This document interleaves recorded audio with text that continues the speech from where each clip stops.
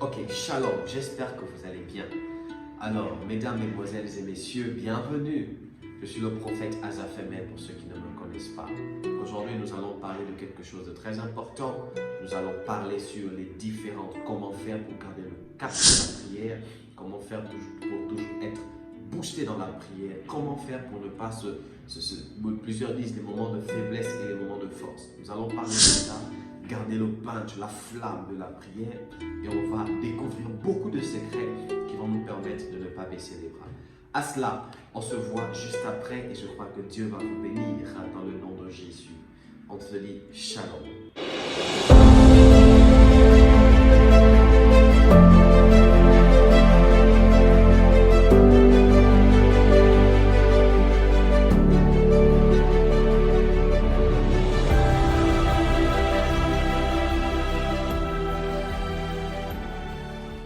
Shalom mesdames, mesdemoiselles et messieurs, bienvenue dans Processus de croissance.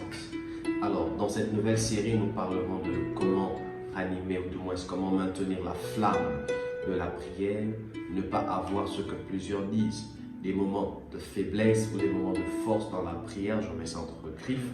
Donc Dieu va nous montrer des choses. Alors durant cette première vidéo, nous allons d'abord comprendre ce que c'est la prière. Plusieurs définissent la prière comme étant le fait de parler avec Dieu, chose qui est vraie.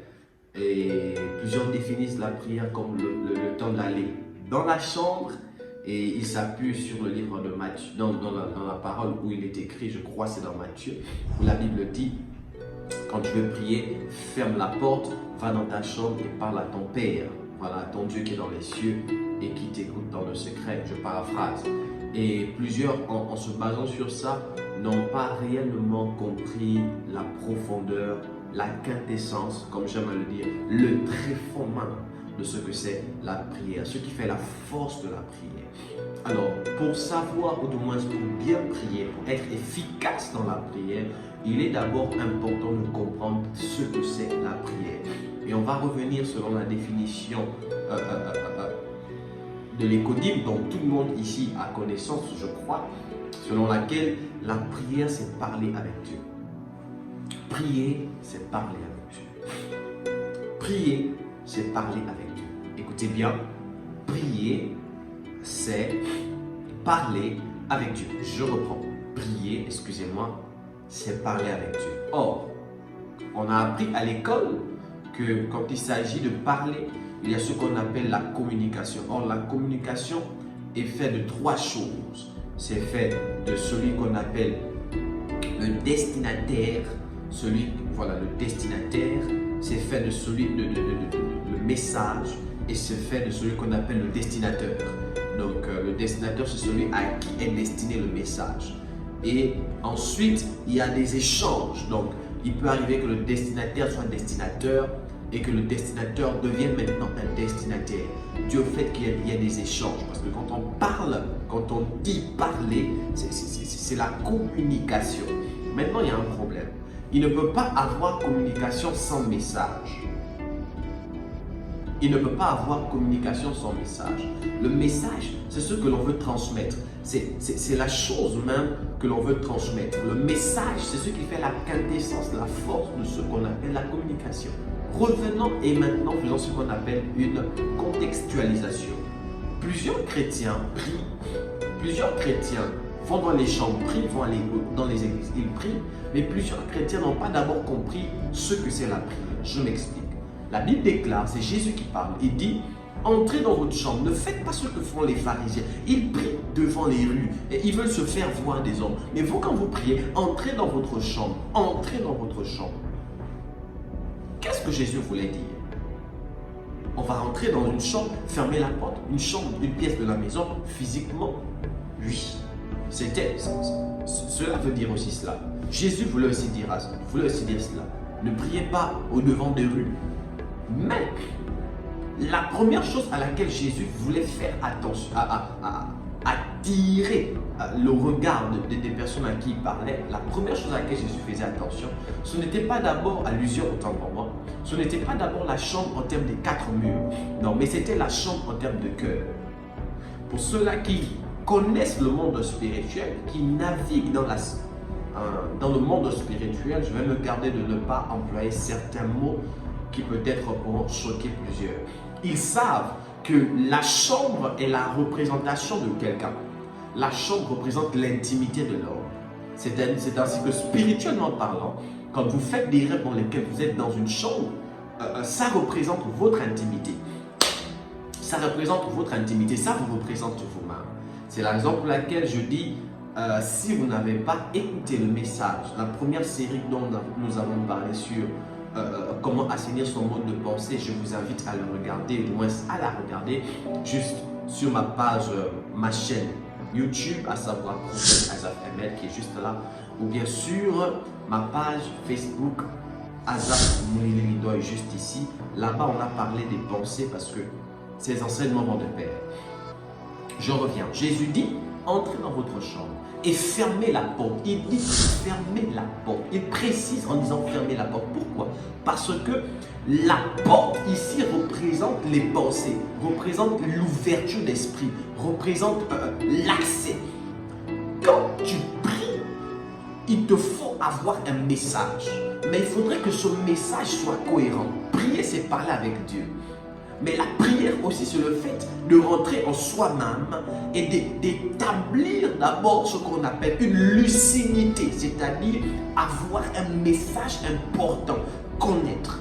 Tu ne peux pas aller avec Dieu, tu ne peux pas prier, tu ne peux pas dire que tu parles avec Dieu et tu es évasif. Tu as besoin du mariage, tu as besoin des enfants, tu as besoin de la voiture, tu as plusieurs choses à la fois. Ça ne va pas occasionner une réponse de Dieu. Dieu ne pourra même pas te répondre. Prenons un exemple simple. Pour les personnes qui ont des enfants, donc dans le milieu familial, quand un enfant ou même un ami vient te voir ou un enfant va voir son père, disant papa, j'ai besoin d'un cahier. À l'école, on m'a demandé un cahier. Papa va dire ok. 2 secondes plus tard, papa, j'ai besoin, je n'ai pas de sac. Papa va dire ok. 3 secondes plus tard, papa, j'ai besoin d'une voiture. Papa va dire ok. À un moment donné, 4 secondes plus tard, papa va finir par dire mais qu'est-ce que tu veux au juste? Qu'est-ce que tu veux? La question qu'on se pose, c'est est-ce que ce que l'enfant demande, il n'en a-t-il pas besoin? Si, il en a besoin. C'est important, lui, le sac, les cahiers sont importants. La voiture, peut-être, il veut se distraire. Dans un cadre, c'est important. Mais papa dit, qu'est-ce que tu veux réellement? Pourquoi? Est-ce que papa ne peut pas acheter? S'il peut acheter.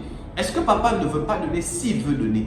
Mais papa veut amener l'enfant à comprendre que pour un moment précis, pour un temps précis, tu ne dois pas demander toutes ces choses. Tu dois savoir ce que tu veux qui est primordial pour toi pour un moment précis. Et parfois, plusieurs ne comprennent pas la prière parce qu'ils se disent que la prière, c'est le fait d'aller parler. Non. Prier, c'est prendre un message précis, entrer dans la présence de Dieu et insister, parler avec Dieu sur un message précis, avoir la lucidité. Mais ça aussi, je reviens sur les portes. Tu dois fermer la porte. Quand je parle de porte, c'est ta pensée. D'où Jésus dit, entre en toi-même d'abord. Avant d'entrer dans ta chambre, entre en toi-même. Mets la lucidité dans tes pensées. Éclaircis tes pensées. Arrête d'avoir des pensées divagantes. D'où on a parlé dans la série précédemment, comment assainir ses pensées. Parce que plusieurs sont dans la présence de Dieu, ils prient, mais ils pensent à la nourriture, ils pensent aux sorties, ils pensent à la sexualité, ils pensent au WhatsApp et ils veulent que Dieu les exauce. Dieu ne peut pas t'exaucer parce qu'au fond de toi, tu n'as pas une lucidité, tu n'as pas un message précis. Dieu, au-delà de la parole, il exauce aussi le désir. Or, le désir n'est pas la pensée. On va voir ça plus tard, ce sera compliqué ici. Donc, si tu veux que Dieu puisse te parler, répondre à tes prières, tu dois comprendre d'abord que prier, ce n'est pas d'abord raconter des belles paroles, non. C'est d'abord avoir un message précis. Une communication sans message n'est pas communication. Tu dois avoir un message précis, un message clair. Quand tu vas dans la présence de Dieu, tu dis à Dieu, Père, j'ai besoin de ça. J'ai besoin de ça, j'ai besoin de ça, j'ai besoin de ça. Quel que soit le temps que ça te prend, tu ne baisses pas les bras et tu ne changes pas de couloir. Tu restes sur ce que tu as demandé à Dieu, point barre. Et là, tu verras, à cause de la constance et de la lucidité de ce dont tu as besoin, Dieu va te répondre. Alors pour les personnes qui comprennent ce que j'ai dit, j'ai déjà même précédé beaucoup des autres séries qui se feront. Aujourd'hui, on a parlé de qu'est-ce que définition de la prière. La prière, c'est parler avec Dieu, mais la prière, c'est le fait d'avoir un destinataire, un message précis et un destinateur. Et j'ai insisté sur le message, avoir la lucidité du message, la clairvoyance du message, un message net, ne pas être divagant, ne pas être au nord, au sud, à l'est, à l'ouest, être clair et être précis. C'était le prophète Azaphanel. Que Dieu vous bénisse. Sur ce, on se dit